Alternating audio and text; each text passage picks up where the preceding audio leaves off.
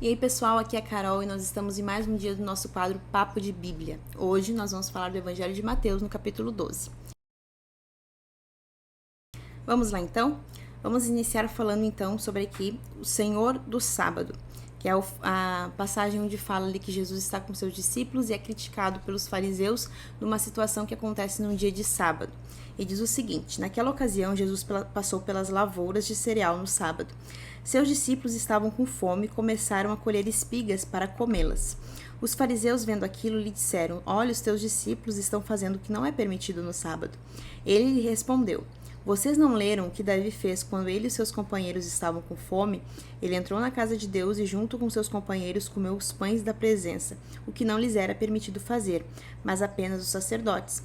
Ou vocês não leram na lei que no sábado os sacerdotes do templo profanam este dia e contudo ficam sem culpa?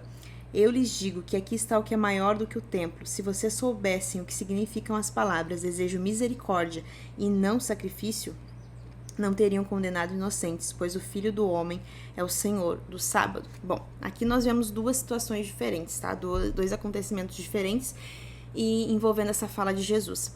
Aqui, primeiramente, Jesus cita aquela ocasião que aconteceu onde o Davi e os seus companheiros, eles comeram o pão da presença, que era permitido somente para os sacerdotes.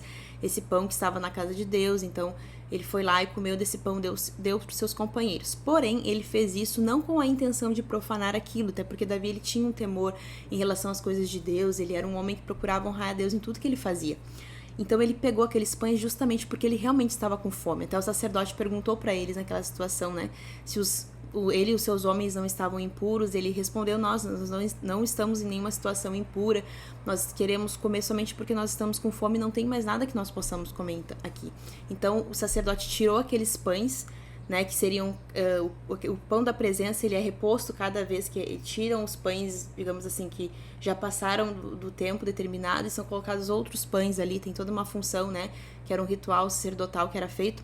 Então eles comem aqueles pães, mas não lhes era permitido. Então Jesus está falando: olha, ele fez isso, mas não era permitido. Porém, ele fez isso porque ele teve fome, ele não fez isso porque ele quis profanar, né? Ao contrário dos sacerdotes, que eles faziam aquilo ali, ó, não leram o que está escrito que no sábado os sacerdotes no templo profanam esse dia e contudo ficam sem culpa. Ou seja, eles realmente profanavam, certamente eles sabiam que eles estavam fazendo errado e eles ficavam sem culpa. E ele diz assim, que está aqui quem é maior do que o templo, está aqui quem é maior do que o sábado, porque eu sou o Senhor do sábado. Ou seja, o que eles estavam querendo dizer? Deus deu um dia de descanso para que nós tivéssemos a consciência de que nós não precisamos trabalhar agora com as nossas mãos, nós temos que descansar em Deus. E muitas vezes a gente trabalha porque a gente acha que se a gente não trabalhar, nós não vamos ter o que nos sustentar, sendo que Deus disse: tirem um dia para que vocês descansem e se lembrem e recordem e entendam que eu supro a necessidade de vocês. Não fiquem como doidos trabalhando, não fiquem como doidos achando que quanto mais vocês trabalhar, mais vocês vão ter, mais vocês vão conquistar, porque eu preciso de um dia. Deus quer que nós tenhamos um dia de descanso para nos lembrar que quem nos sustenta de fato é Ele, porque quem nos dá a vida é Ele, quem nos dá o ar para respirar é Ele. Se Deus quiser, nós morremos ou vivemos. O Senhor tem o domínio de tudo, o Senhor é o Senhor do tempo. E por isso Deus deu o sábado, né? O sábado para que fosse um dia de descanso. Muitas pessoas guardam, muitos cristãos guardam, outros não, e eu não vou entrar no mérito dessa questão aqui. Porém, o que é nítido aqui, o que nos deixa claro é que Deus quer que nós descansamos. Por isso que Ele estabeleceu um dia para que isso fosse feito. Um dia para que isso acontecesse. O Senhor quer que nós tenhamos um dia, para que nesse dia nós venhamos nos lembrar que nós não somos dono da nossa vida, que nós não dependemos de nós mesmos, mas que nós dependemos de Deus. E aqui ele vai dizer o seguinte, Jesus vai dizer o seguinte: se vocês soubessem o que significam essas palavras, que eu desejo misericórdia e não sacrifício, o que quer dizer isso aqui? Eles estavam colocando um peso muito grande. E o Senhor queria misericórdia, não sacrifício. Olha o peso que estava sendo colocado. Os discípulos, assim como Davi, eles estavam colhendo aquelas espigas, assim como Davi pegou os pães lá. Em uma outra situação, claro, né, os discípulos estavam ali pegando as espigas, eles não pegaram os pães prontos, como Davi fez, mas eles estavam pegando aquelas espigas para comer porque eles estavam com fome. Assim como os homens que estavam com Davi, eles estavam com fome. Então o Senhor queria o quê? Misericórdia. Porque, meu Deus, eles não estão comendo, não estão pegando essas espigas aqui para trabalhar, para que através dessas espigas eles ganhem dinheiro. Não, eles estavam pegando aquelas espigas porque eles tinham fome. E mais pra frente o Senhor vai falar o seguinte: se por acaso uma ovelha, um animal seu cair num buraco, você não vai lá juntar ela, porque você não quer pecar. Pecado é você não ajudar, pecado é você não ter misericórdia. Lógico que você vai guardar aquele dia, você vai respeitar o dia que o Senhor estabeleceu, ou seja ele, né, para diferentes tipos de doutrinas aqui, seja o sábado, seja o domingo, enfim, o dia que você guardar, mas você vai agir com misericórdia. Você não pode permitir que algo tire o amor que existe dentro de você, de ajudar, de estar ali com as pessoas. Por isso que o Senhor diz aqui: eu desejo então misericórdia, eu desejo misericórdia e não sacrifício. E não sacrifício. Eu quero que vocês ajudem, eu quero que vocês façam algo que eles olharam para os homens que estavam com Jesus, eles olharam para aqueles discípulos, para criticar os discípulos. Eles não queriam saber se eles estavam colhendo aquelas espigas para trabalhar e conseguir um dinheiro com aquilo, que se eles estivessem fazendo aquilo, de fato eles estariam errados, porque aquele dia era o dia de descanso, mas não, eles estavam ali comendo porque eles estavam com fome, eles estavam passando por um momento de que a carne deles precisava se alimentar. E os fariseus não tiveram misericórdia daquilo, eles aproveitaram aquela situação para criticar, para falar mal, para dizer: olha o que eles estão fazendo, apontar o dedo. Então, mais pra frente, ele vai dizer o seguinte, ele vai fazer o seguinte: saindo daquele lugar, dirigiu-se à sinagoga deles. E estava ali um homem com as mãos atrofiadas, com a mão atrofiada. Procurando um motivo para acusar Jesus, eles perguntaram: é permitido curar no sábado? Ou seja, eles estavam mais preocupados se era permitido, se ele não estava indo contra a lei, do que estavam preocupados em ajudar aquela pessoa. Ele lhes respondeu: qual de vocês, se tiver uma ovelha, como eu havia citado antes, né? Uma ovelha e ela cair num buraco no sábado, não irá pegá-la e tirá-la de lá? Quanto mais vale um homem do que uma ovelha, portanto, é permitido fazer o bem no sábado. Isso aqui fica muito claro. É permitido fazer o bem no sábado. Como eu falei, a ideia do descanso, do dia de descanso, não é que você não possa fazer o bem, não é que você não possa ajudar o seu próximo. Bem pelo contrário, você deve fazer isso. Porque Jesus é o Senhor do sábado e Jesus mandou que nós ajudemos as pessoas. O que não pode ser feito é aquilo que eu mencionei anteriormente. Usar desse dia, que era para ser um dia de descanso, seja ele o sábado ou um outro dia que, né, a sua igreja, enfim, o que você queria ter estabelecido, para fazer daquilo um meio para você ganhar dinheiro e dizer que eu sou o dono da minha vida, eu me sustento, enfim. Então o Senhor diz aqui: portanto, é permitido fazer o bem no sábado. É permitido você ajudar, sim, é permitido você curar, é permitido você alimentar as pessoas, é permitido que você ajude as pessoas de alguma forma. Então ele disse ao homem: estenda a mão. E ele a estendeu, e ela foi restaurada, e ficou boa como a outra. Então os fariseus saíram e começaram a conspirar sobre como poderiam matar Jesus. Então a partir daqui a gente já vê que, de fato, o cerco começou a se fechar e a perseguição contra Jesus se tornou muito mais forte, muito mais ferrenha, né? Por quê? Porque Jesus estava ali na visão deles, quebrando um mandamento, isso na visão deles, né? Ele estava fazendo uma coisa que, meu Deus, não podia ser feita, ainda que fosse para ajudar uma pessoa, não pode, né? Ainda que fosse para matar a fome. E aí vai dizer um pouco mais pra frente o seguinte: sabendo disso, Jesus retirou-se daquele lugar. Muitos o seguiram, e ele curou a todos os doentes, entre eles, advertindo-os que não dissessem quem era ele. Isso aconteceu para que se cumprisse o que fora dito pelo profeta Isaías: eis o meu servo a quem escolhi, o meu amado em quem tenho prazer. Porei sobre ele o meu espírito, ele anunciará a justiça às nações. Não discutirá nem gritará, ninguém ouvirá sua voz nas ruas, não quebrará o caniço rachado e não apagará o pavio fumegante, até que se leve a vitória à justiça.